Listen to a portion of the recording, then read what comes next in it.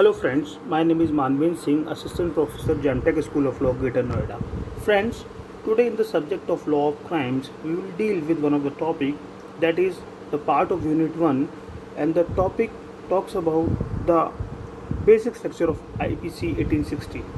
Friends, we have to know in this lecture what is the basic structure of the IPC, and with the help of this particular objective, the student will very clear what he will be deal with the subject of IPC.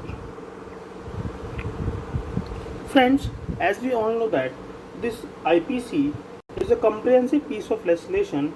It is originally consisted 23 chapters and 511 sections. Three chapters, that is chapter 5.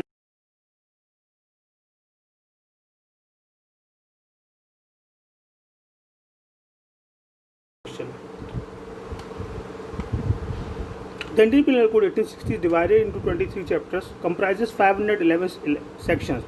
These codes start with an introduction, provides explanation and exception, used and cover wide range of offences.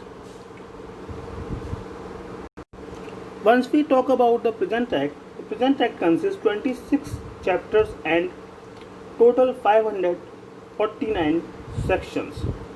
The code embodies the general penal laws of the country, and in this sole section, the code embodied the general law of the country and the sole section authority with respect to the general condition of liability, the definition of specific offences of the code, and the condition of exemption from criminal liability. Some crimes are cognizable and some are not. Traditional and conventional crimes are rooted in the time and custom, and Indian Penal Code represent its core. As we all know that there are different chapters in IPC. Now we have to just look what are these chapters. In chapter 1, there is an introduction that is consists from section 1 to section 5. Chapter 2, that is general explanation, that is from section 5 to 5 onward, that is section 6 to 52A. This general explanation talks about the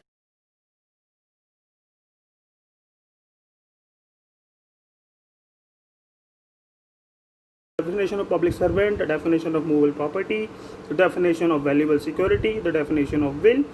For these are some examples. The chapter 3, that is talks about punishment, and that is section 53 to section 75 of IPC. Chapter 4, that is talks about general exception, that is section 76 to 106 of IPC. Chapter 5 is talks about abatement. That abatement is consists section 107 to section 120 of IPC. Criminal conspiracy, that is chapter 5A, that is the newly added. That is newly added means that is not available at the inception of the IPC 1860. This particular chapter consists only two sections, that is section 120A and section 120B, talks about criminal conspiracy as clearly indicated with the heading of the chapter. Chapter 6, that is offense against the state. Offense against the state talk about the waging war, sedition, all these specific offenses has been involved there. Chapter 7 talks about offenses related to the armed forces. There is a special chapter, that is chapter 7, that is offense related to the armed forces. Chapter 8 talks about the offense against public tranquility.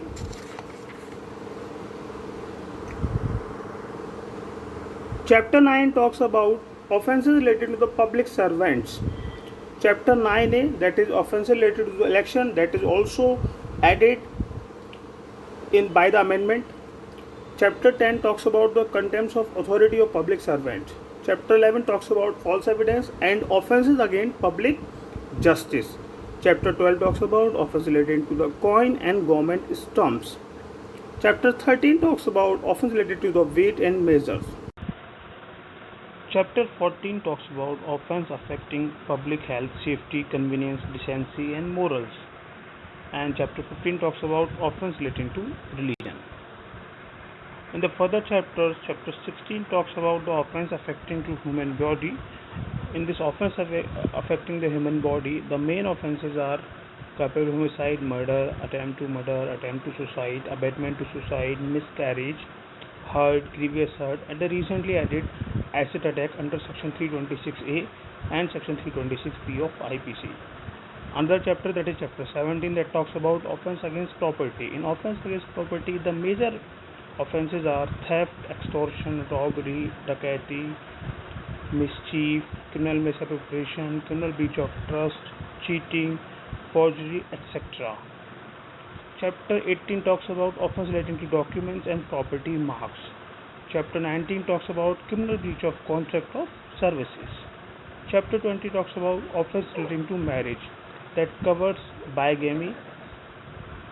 Chapter 20A talks about cruelty by husband or husband relative. Here the only one section, that is section 498 of IPC, that talks about cruelty.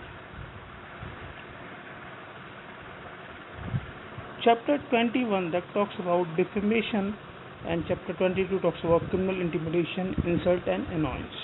Chapter 23, that is the last chapter, that talks about attempt to commit offences. Here section 511 talks about attempt.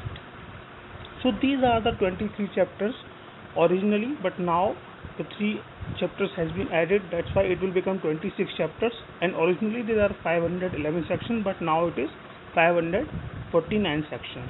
So it's all about the basic structure of the Indian Penal Code that should be keep in mind by the students at the time of learning of IBC. Now we have to come to the another slide, that is very important slide, that is controversies. The basic concern of the controversy is all about the need for reform. Basically, controversy with respect to Indian Penal Code is regarding to various sections. They are challenged in the courts, claiming as against Constitution of India, because as we all know that Constitution is the mother of all laws, and all laws having conformity with the Constitution of India. For that purpose,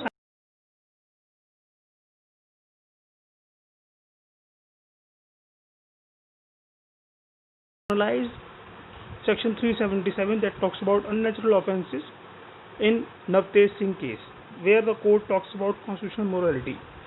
Second thing is the attempt to commit suicide, that is section 309. Basically, once a person committing suicide, attempting to commit suicide, it is punishable by law. That's why there is a big issues and challenges before that. The third one and the last one, that is death penalty. Death penalty is simply a capital punishment.